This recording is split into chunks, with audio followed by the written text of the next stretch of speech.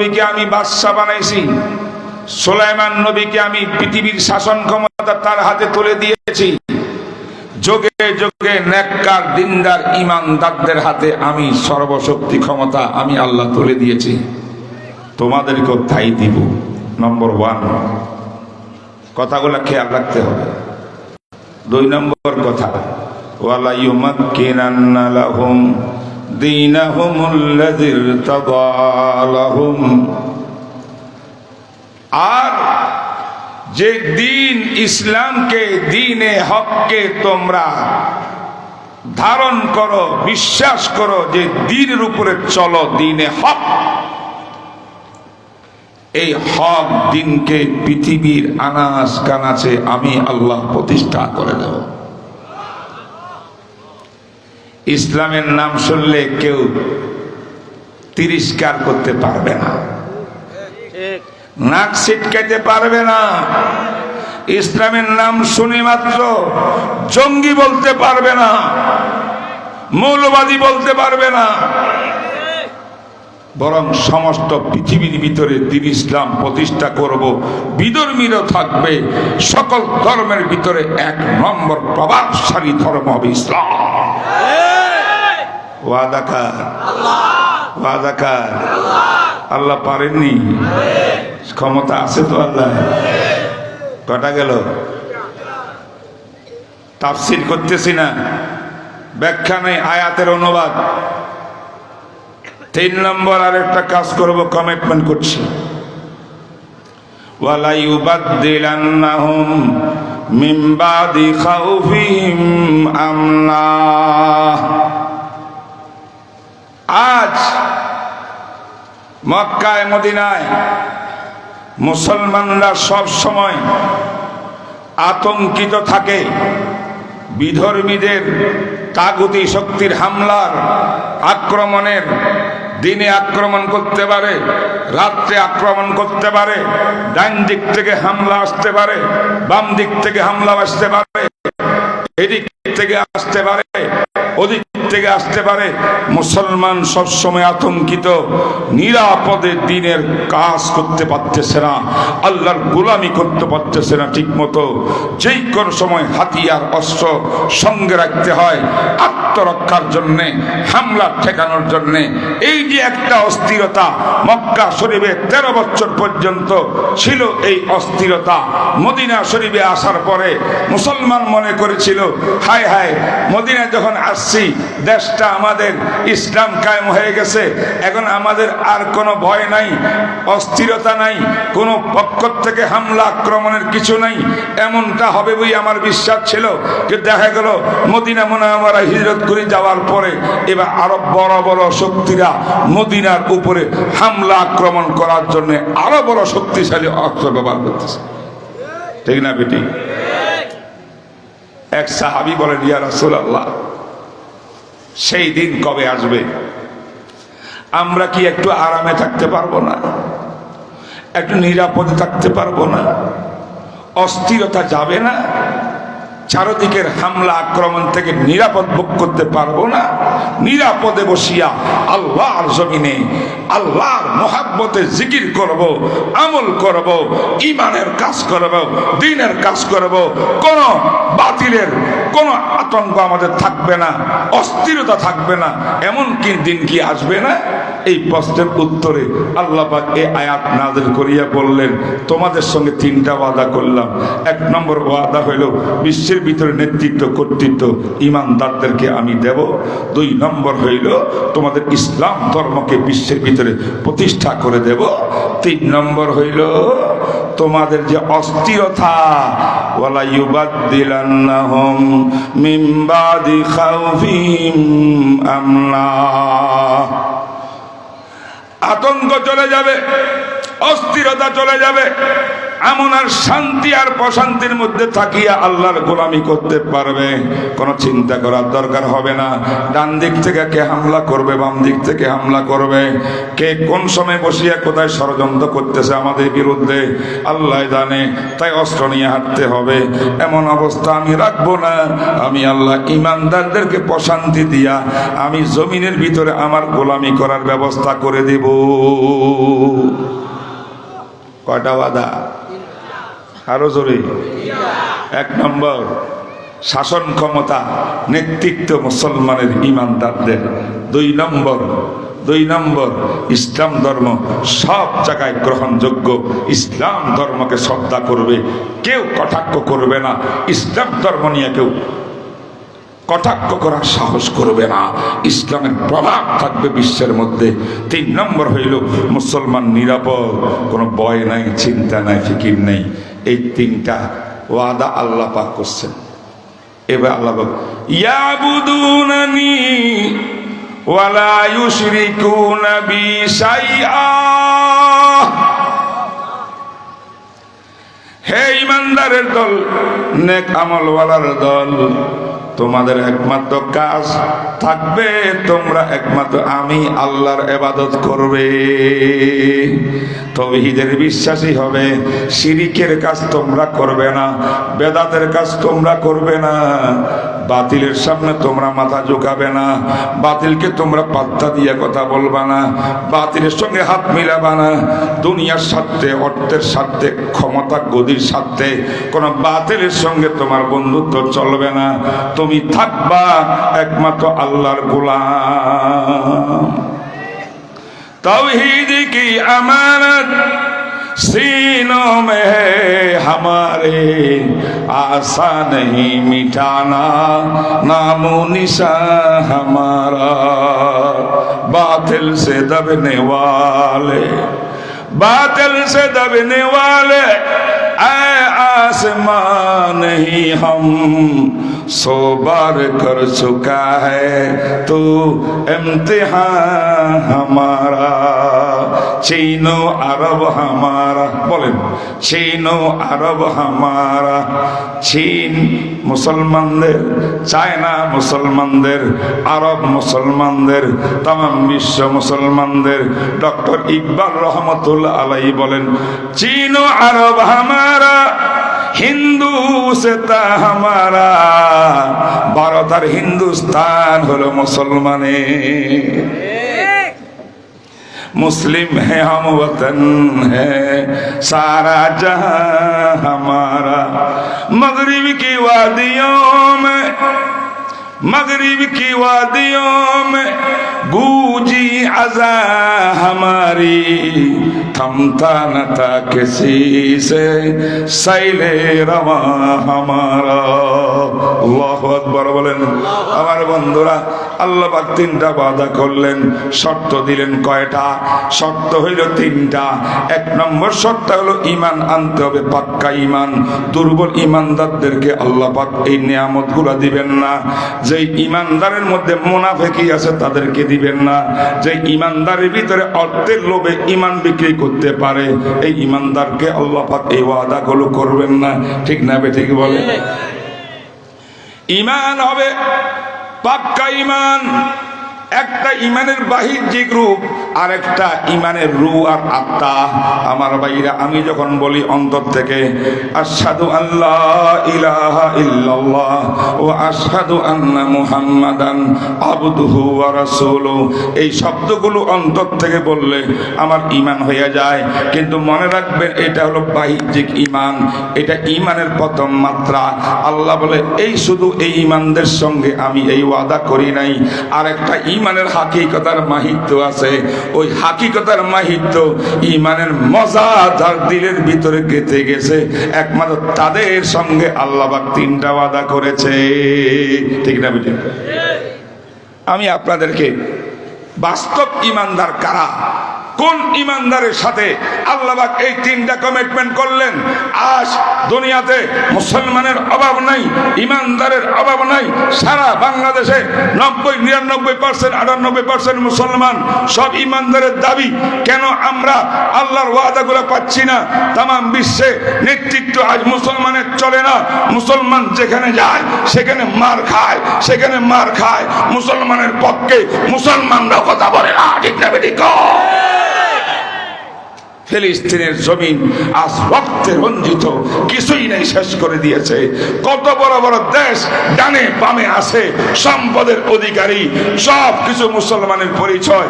আরব বিশ্ব খামোশ, একটা মানুষ কথা বলে না। এই তো আজকের মুসলমান। আল্লাহ এই মুনাফিক মুসলমানের সঙ্গে আমার ওয়াদা নাই। ওয়াদা কার সঙ্গে? পাক্কা মুসলমানের সাথে। পাক্কা মুসলমান কাকে কয়? একটা হাদিস শোনাই, শোনাবো। মুস্তাদরাকে হাকিম, ইমাম আবু আব্দুল্লাহ হাকিম রাহিমাহুল্লাহু তাআলা এটা বিশাল কিতাব আছে আল মুস্তাদরাক। এই কিতাবেও আছে ইমাম ইবনে আবি সাইবা, এর মধ্যে আছে বিভিন্ন কিতাবের মধ্যে আছে একটা হাদিস। একজন সাহাবী ছিলেন হযরতে হারেসা ইবনে নোমান। কোন কোন বর্ণনায় তার বাবার নাম মালিক, যাই হোক সাহাবীর নাম হলো হারেসা। যুবক সাহাবী ছিলেন হযরতে হারেসা। এই হারেসা ছিলেন এক মায়ের পাগল, মায়ের খেদমতগার আর রাসূলের প্রেমিক। সুবহানাল্লাহ। নবীজি সারা কিছু বোঝে না, মা সারা কিছু বোঝে না। এক দূরে নবীজির কাছে আসে নবীর প্রেমে, আবার আরেক দূরে ঘরে যায় আম্মা জানের প্রেমে, মায়ের খেদমতগার। যুবক সাহাবী একদিন রাসূল দেখলেন মদিনার বুকে নবীজি হাঁটতেছেন। ফজরের নামাজের পরে রাস্তায় দেখা যায় ওই হারেসা বাড়ির থেকে আম্মার খেদমত সারিয়া পাগলের মতো ছুটি আসতেছে নবীজির দরবারে। আল্লাহর নবী রাস্তার মধ্যে পাইয়া গইয়া, হারেসা কাইফা আসবাহতা, পানি ডোবা চাবো, কাইফা আসবাহতা, হারেসা আজকে সকাল কেমন করলা? বুঝেন তো সকাল কেমন? গুড মর্নিং করি না, সকাল ধন্য হোক। রাসূল বলেন কাইফা আসবাহতা, সকাল কেমন করলা? রাত অতিবাহিত করিয়া সকাল হইছে, আমার কাছে আসতেছো, রাত কেমন গেল, সকাল কেমন গেল? নবীর সাহাবী বলেন ইয়া রাসূলুল্লাহ আসবাহতু মুমিনান খালিসা। সুবহানাল্লাহ। সাহাবী হারেসা ইবনে নোমান তিনি বলেন নবীজি আপনি প্রশ্ন করছেন আমি সকাল কেমন করে করছি, আমি আপনার সামনে সাক্ষী দিছি, আল্লাহকে হাজির নাজির বলিয়া আসবাহাতু মুমিনান খালিসা, আমি সকাল করেছি পাকাপোক্ত ঈমান নিয়ে। আল্লাহর নবী কয় আমার সমস্ত সাহাবীরা ঈমান পাক্কা ঈমানদার, কোনো সন্দেহ নাই। কিন্তু ওস্তাদ আমি তো রসুল, আমার সামনে একজন ছাত্র যুবক সাহাবী এমন দাবি করা আমি পাক্কা ঈমানদার, এটা কেমন কেমন হইল না? বুঝো না কথা? শিক্ষকের সামনে ছাত্রকে বলে হুজুর আমি সব পারি, বলে না, পারলেও বলে না। আল্লাহু ওয়া রাসূলুহু আলাম। আমার নবী বললেন ইয়া হায়েজা লিকুল্লি শাইইন হাকিকাতুন ওয়া মা হাকিকাতু ঈমানিক। ও হারেসা, প্রত্যেকটি আমলের একটা বাহ্যিক রূপ আছে, আরেকটা সেই আমলের ভিতরগত রূহানিয়তের সুরত আছে।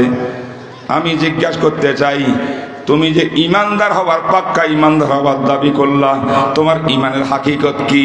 তোমার ইমানের গভীরতা কি আছে? নাকি বাহ্যিক শুধু ইমানদার? আমি একটু জানতে চাই। সাহাবী বলেন ইয়া রাসূলুল্লাহ আমার অবস্থা আপনার সামনে তুলে ধরি, আপনিই বলবেন আমার ইমান কেমন। বলো তুমি দেখি। তখন সাহাবী আল্লাহর নবীর সামনে বললেন ইয়া রাসূলুল্লাহ আযাফাত নাফসি আনিদ দুনিয়া, আমি এমন একটা ইমান গ্রহণ করেছি, এই ইমান আনার পরে আমার দুনিয়া ভালো লাগে না। দুনিয়ার কুকুর আমি নই, দুনিয়ার জন্য লালায়িত নই, দুনিয়া আমি চাই না। দুনিয়া আমার পিছনে, আমার সামনে একমাত্র আছে আখিরাত আর আমার আল্লাহ। এক নম্বর ইমানের ক্রিয়া হইল দুনিয়া আমার কাছে ভালো লাগে না, আমি দুনিয়া বিমুখ। দুনিয়া বুঝেন নাকি? দুনিয়া হইল অর্থকড়ি, দুনিয়া হইল সম্পদ, দুনিয়া হইল লোভ, দুনিয়া হইল ক্ষমতা, দুনিয়া হইল নারী, দুনিয়া হইল গাড়ি, গাড়ি নারী ক্ষমতার লোভ আমার অন্তরে নাই, আমি সব তালাক দিয়ে দিয়েছি। সুবহানাল্লাহ। নম্বর 1।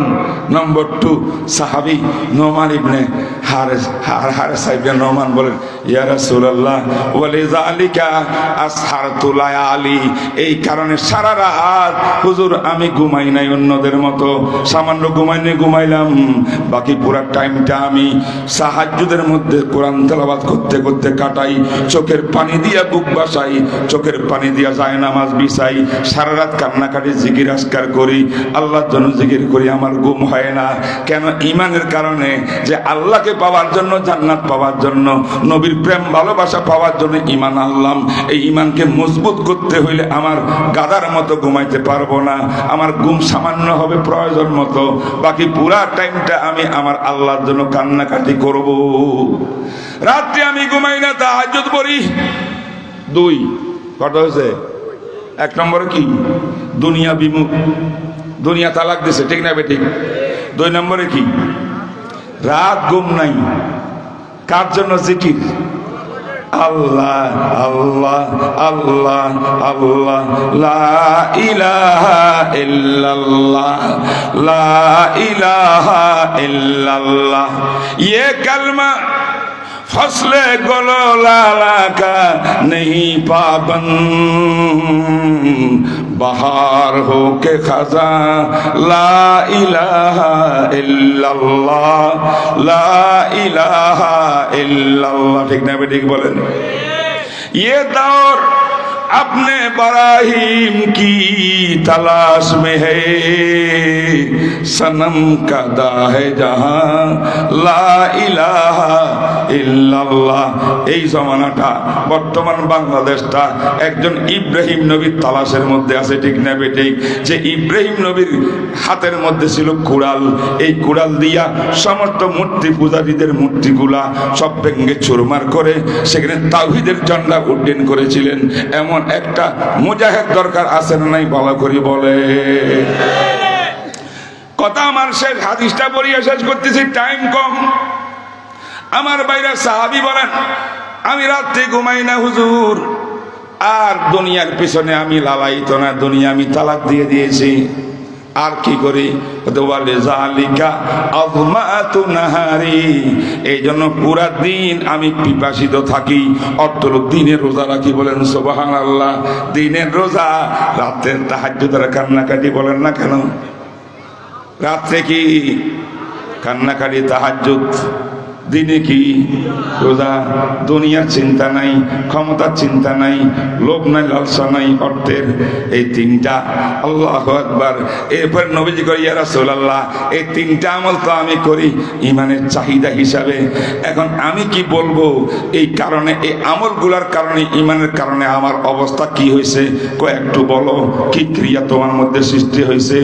সাহাবী নোমান বলেন, ইয়া রাসূলুল্লাহ কান্নি আনজুরু ইলা আরশির রহমানে বারেজা, আমি যখন মদিনার গলির মধ্যে হাঁটি, আপনার দরবারে যখন বসি, চোখ বন্ধ করি, অন্তর চোখ দিয়ে তাকাইলে আমি দেখি আল্লাহ পাকের আরশে আজিম খোলা দেখা যায়। ঈমান, ঈমান। আর কি দেখি? ওয়াকান্নি ইলা আহলিল জান্নাতি ইয়াতাজাওয়ারুন, আমি জান্নাতকে দেখতে পাই। জান্নাত, বেহেশতের মধ্যে আল্লাহ আকবার, বেহেশতিরা একদল আরেক দলের সঙ্গে মোলাকাত করে, ওরা এদের সঙ্গে মুআনাকা করে, কোলাকুলি করে, ফুর্তি করে। আমি চোখ বন্ধ করি, অন্তর চোখ দিয়ে জান্নাতকে দেখতে পাই। 3 নম্বরে আমি অন্তর চোখ দিয়ে জাহান্নামও দেখতে যাই। ওয়াহুম ইয়াতাযাবুন, জাহান্নামীরা আযাবের ভয়, আযাবের কারণ সহ্য করতে না পারিয়া চিৎকার করে, চিৎকার, এমন চিৎকার করে আকাশ বাতাস সব কম্পিত হয়ে যায়। এটা আমি অনুভব করি। এই হলো আমার দিলের অবস্থা, এই হলো আমার 3টা আমল, এই আমার অন্তর অবস্থা। এই জন্য আমি বলছি আসবাতু মুমিনুন খালেসা, হুজুর আমার দিল পাকাপোক্ত, আমি হক মজবুত দিনের উপরে আছি, ইমানের উপরে। আল্লাহর নবী পুরা কাহিনী শুনিয়া কয়, ইয়া হারেসা, কাদ আরাফতা, কাদ আরাফতা, কাদ আরাফতা, তুমি আল্লাহর মারিফত পেয়ে গেছো, আল্লাহর মারিফত পেয়ে গেছো, আল্লাহর মারিফত পেয়ে গেছো। ফালজাম ফালজাম ফালজাম, ঈমানের এই স্পিরিট উপরে মজবুত থাকো, মজবুত থাকো। কেউ বুঝে নেই, বুঝেন না মানে? তাহলে এরকম ঈমান যদি আজ বিশ্বের মুসলমানের হইতো, আল্লাহ পাকের 3টা ওয়াদা 3টা বাস্তবায়ন হইতো, ঠিক না ঠিক? এখন আমাদের এই মজবুত ঈমান নাই, বাসা বাসা ঈমান। দেখি কোন পার্টিতে কোন দলের ভিতরে সুবিধা একটু বেশি, মনে চাইলে ওদিকে ঢুকে যাব, আবার এদিকে সুবিধা হলে এদিকে ঢুকে যাব। ও ভাই, এই ঈমান দিয়া কাজ হবে না। ঈমান একটাই, লা ইলাহা ইল্লাল্লাহ, একমাত্র গোলামি করব আল্লাহর। ইসলাম কায়েমের জন্য বুকের তাজা রক্ত দেব, দিয়েছি, আরো দেব। কোন বাতিলের সঙ্গে আপোষ হইতে পারে না, আপোষ হইতে পারে না, আপোষ হইতে পারে না।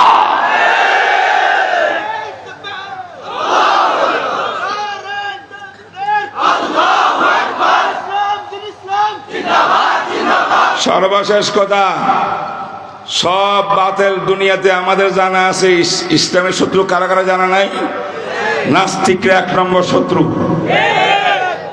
শাহরিয়ার কবির, মুরগি চোরা, এখন জেলখানায় ফসে। সব নাস্তিকরা ফসতেছে জেলখানায়, ঠিক না বেটি? কও, এরাই ছিল ইসলামের 1 নম্বর শত্রু বাহিনী। আমাদের শত্রু ছিল ইহুদির দল, আমাদের শত্রু খ্রিস্টানের দল, আমাদের শত্রু যারা কবর পূজারী, যারা শিরিক করে, সব আমাদের শত্রু। যারা নো গড বলে, সব আমাদের শত্রু। আবার কিছু শত্রু আমাদের লেবাসদারি ভিতরেও আছে, এদের মধ্যেও সমস্যা আছে, ঠিক না ঠিক? এদের মধ্যে একটা সাত গ্রুপ তৈরি হয়েছে এখন তাবলিগের নামে। এই কথা আমি শেষ, আমার মনে হয় আমার টাইম আর নাই। তারপরও আমি সভাপতি এই মাহফিলের, কথা কয় না? আমি সভাপতি, আমি যেমনে কই মাহফিল এমনি চলবো। আর একটা 2 মিনিট কথা বলি সভাপতি হিসাবে, বুঝেন না? শোনেন ভাইরা, মানুষ বলে তাবলিগ 2 পার্ট, একটা সাত গ্রুপ, একটা সুরা গ্রুপ বা জুবাইর গ্রুপ। বাংলাদেশের বিগত 17 ডিসেম্বরের রাতের ট্র্যাজেডির কারণে টঙ্গীতে প্রমাণ করে দিয়েছে মানুষকে, তাবলিগ 2টা না, তাবলিগ একটা। জুবায়ের উলামায়ে কেরামের এটাই তাবলিগ। আরেকটা যারা আছে, এটা তাবলিগ না, এটা খুনি খুনি খুনি খুনি।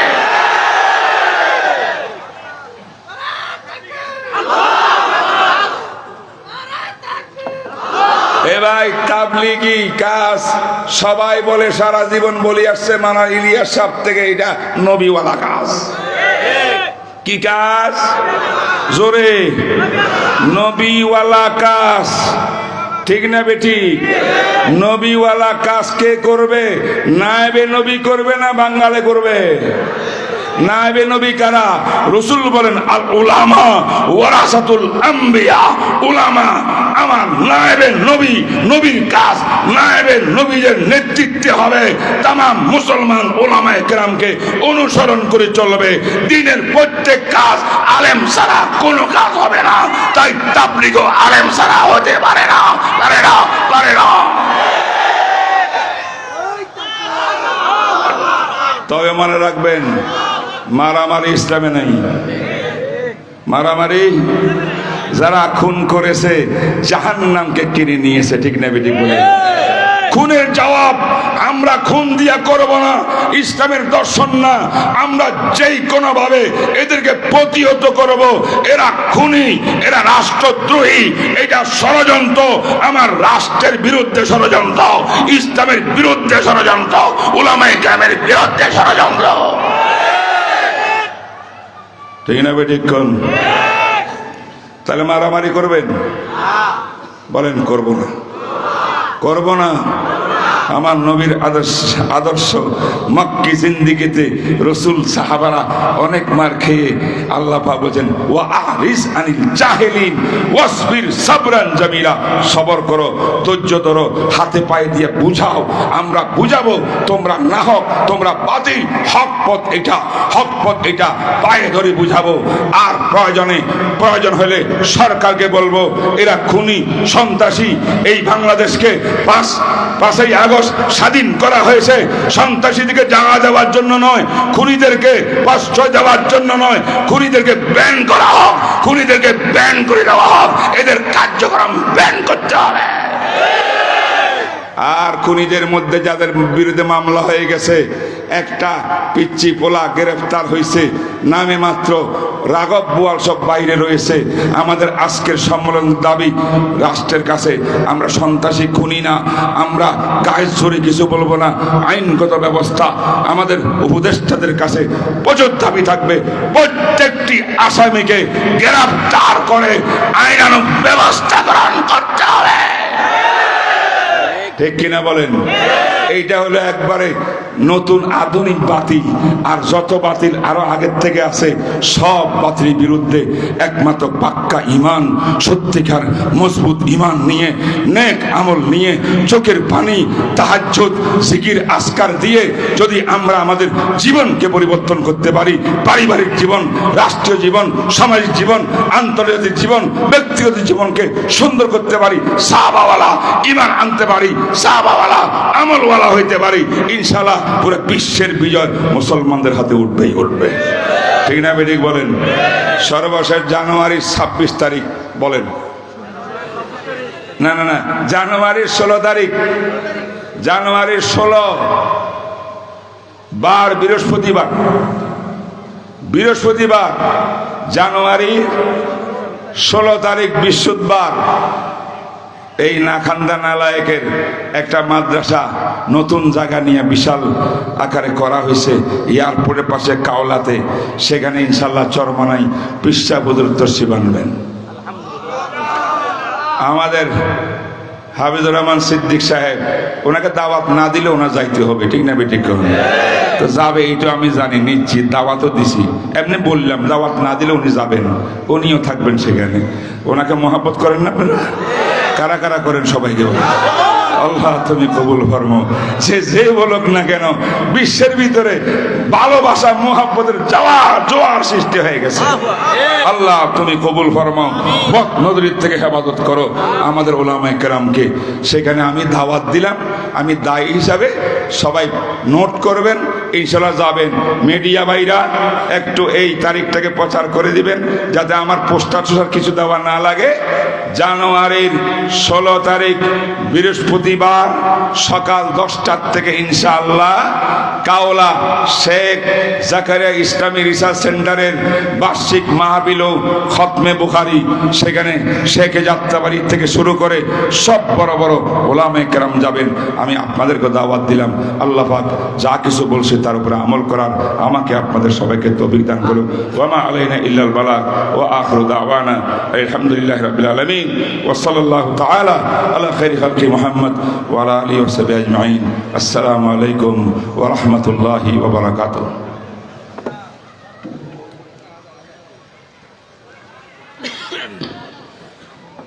আলহামদুলিল্লাহ, অত্যন্ত গুরুত্বপূর্ণ নসিহত আলোচনা শুনছিলাম। আল্লাহ রাব্বুল আলামিন আমাদেরকে আমল করার তৌফিক দান করুন, সকলে আমিন। এখন ঈশার নামাজের আযান হচ্ছে, আমরা সকলেই নামাজের জন্য প্রস্তুতি গ্রহণ করি। আযানের পর পরে ইনশাআল্লাহ আমরা নামাজ আদায় করে ফেলব। ঈশার নামাজের ইমামতি করবেন খতিবুল উম্মাহ মাওলানা হাফিজুর রহমান সিদ্দিক দামাত বরকাতুহ। এখন আযান হচ্ছে, আযান দিচ্ছেন হাফেজ কারি মনিরুল ইসলাম।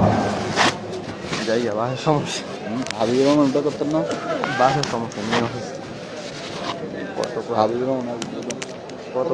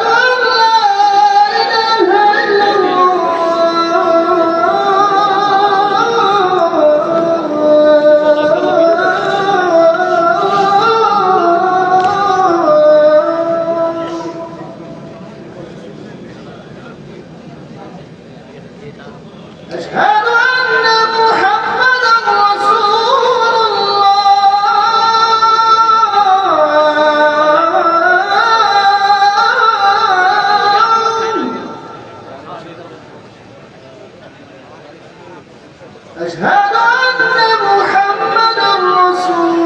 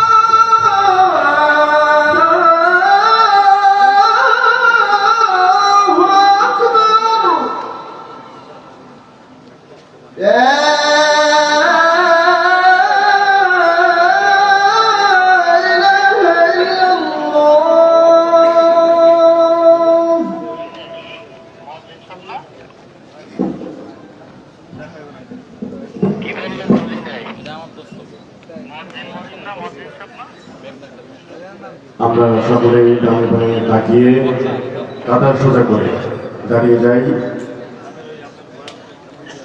খতিবুল উম্মাহ মাওলানা হাফিজুর রহমান সিদ্দিক দামাত বরকাতুহুম ভূমধ্যে করবেন। তিনি মিম্বারে চলে গেছেন। আমরা সকলে সারিবদ্ধভাবে দাঁড়িয়ে যাই। আর মসজিদে এখানে পানি নেই, অনেকের উজু করতে সমস্যা হচ্ছে।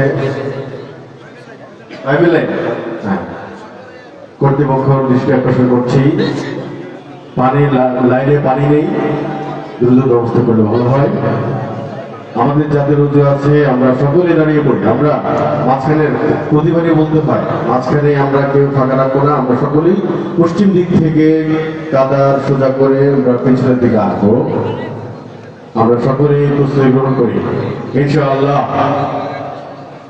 এশার নামাজের পর আমাদের মাঝে গুরুত্বপূর্ণ নসিহত পেশ করবেন আল্লামা ইয়াহিয়া মাহমুদ দামাত বরকাতুহুম, আল্লামা মুফতি দিলওয়ার হুসাইন দামাত বরকাতুহুম এবং খতিবুল উম্মাহ মাওলানা হাফিজুর রহমান সিদ্দিক শাইখ কুয়াকাটা। এছাড়াও আপনাদের জন্য ব্যতিক্রম আয়োজন রয়েছে মাদ্রাসার ছাত্রদের পরিবেশনায় চমৎকার ব্যতিক্রম ধর্মী পরিবেশনা রয়েছে। ইনশাআল্লাহ আমরা একে একে আমরা দেখতে পারবো। আমরা এখন সকলেই আমাদের জন্য সারিবদ্ধভাবে কাঁধে কাঁধ মিলিয়ে ডানে বাঁয়ে তাকিয়ে আমরা সকলেই নামাজের প্রস্তুতি গ্রহণ করি। ইমাম সাহেব রেডি, আমরা মাঝখানে এখনো ফাঁকা রয়েছে। আমরা এলোমেলো ভাবে যারা দাঁড়িয়ে আছি ডান পাশে, ভাই নামাজ তো পড়তে হবে, তাই না? দ্রুত করি, আজান হয়ে গেছে। আমরা এখনই নামাজের জামাত অনুষ্ঠিত হবে। সকলে দাঁড়িয়ে যায়। এই যে ভাইরা এখানে বক্তব্য হচ্ছে, আপনারা সামনে যান, সামনে গিয়ে সোজা করুন যারা দাঁড়িয়ে আছেন। মাঝখানে সংযোগ দরকার, ডান বাঁ থেকে আপনারা মাঝখানে চলে আসেন, মাঝখান থেকে পিছনে শেষ পর্যন্ত সংযোগ দেবেন। অনুগ্রহ করে আমরা একটু সহযোগিতা করি। যারা ডানে যারা আছে আমরা চলে আসেন, মাঝখানে চলে আসেন। স্টেজে যারা আছি আমরা আমাদের জন্য সারিবদ্ধভাবে দাঁড়িয়ে যাই।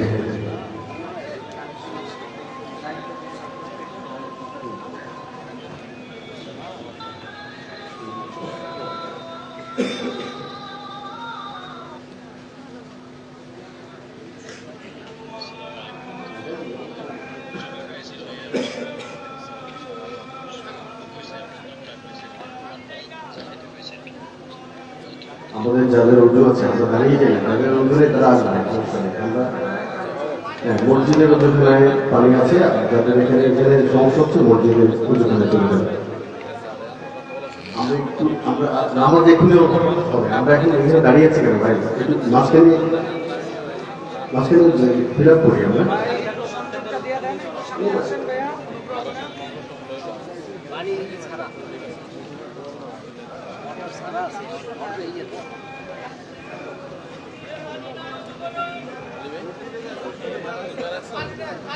মসজিদের যেতে যায়, মসজিদের ওজন হয়ে যায়, এখানে যেটা মানে সমস্যা মসজিদের ওজন হয়ে যায়।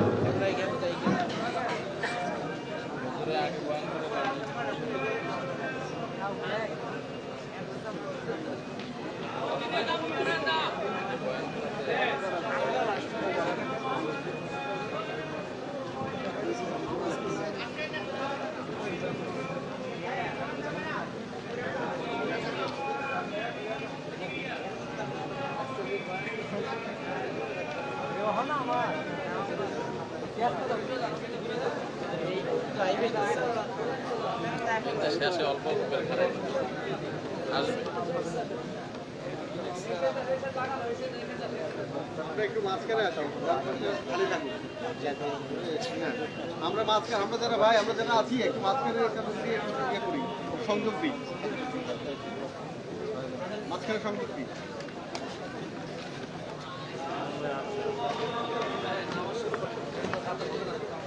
নামাজ হবে না তো, একদম সামনে যান, সামনে যান, সামনে যান।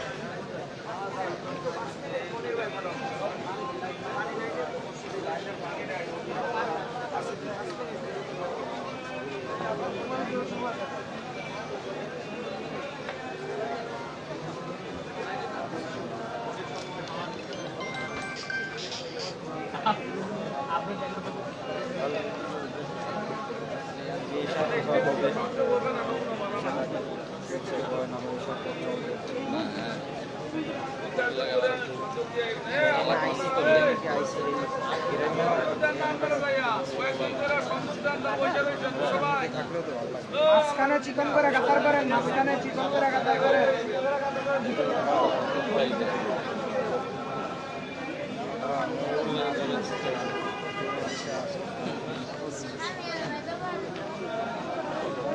আগে আমরা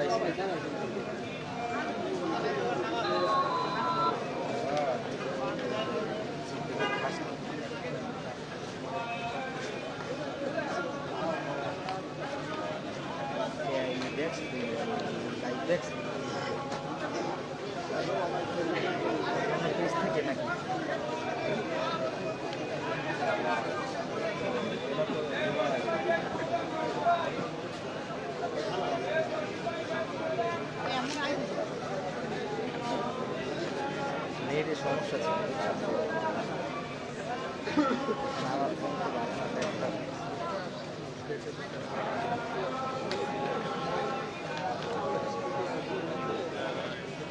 না আবার খেলা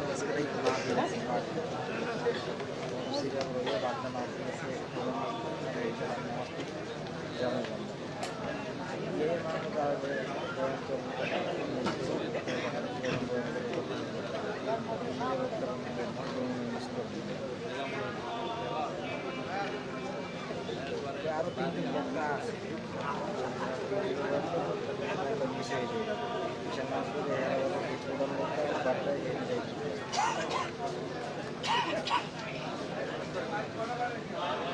আমি হলে আমার তো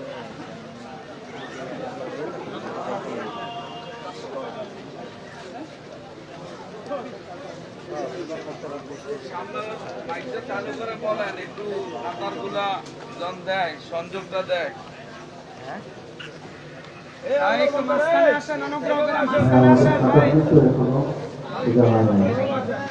সামনে অনেক ফাঁকা জায়গা, পিছনে অনেক দাঁড়িয়ে আছেন, কথাগুলো সোজা করে দেবেন। স্টেজ পর্যন্ত লোক দাঁড়িয়ে আছে, কিন্তু কাতারগুলো এখনো ফাঁকা। সংযোগ দিয়ে দেয়। সামনে ফাঁকা রেখে কিন্তু নামাজ হবে না। একটু তাড়াতাড়ি কাতারগুলো সোজা করে দিন ভাই। নিজ নিজ ইবাদতে আমরা সামনে চলে আসি। এগুলো বলতে হবে না, বলার তো অপেক্ষা রাখে না। নিজে নিজে কাতার সোজা করে দেন। নিজ দায়িত্বে আমরা কাতারগুলো সোজা করে দিই, একটু তাড়াতাড়ি করি। এ সামনের গ্যাপটা পুরো করেন, সামনের গ্যাপটা। এই সোজা গ্যাপটা বলতে এই সোজা মাথা। আরে গন্ধময় নাই তো। তিনজন এলে মাঝখানে দাঁড়িয়ে যাবে তিনবার বাদ হয়ে যাবে একদম। الله أكبر الله أكبر الله أكبر الله أكبر পুরো ধরা। أشهد أن لا إله إلا الله أشهد أن لا إله إلا الله أشهد أن محمدا رسول الله أشهد أن محمدا رسول الله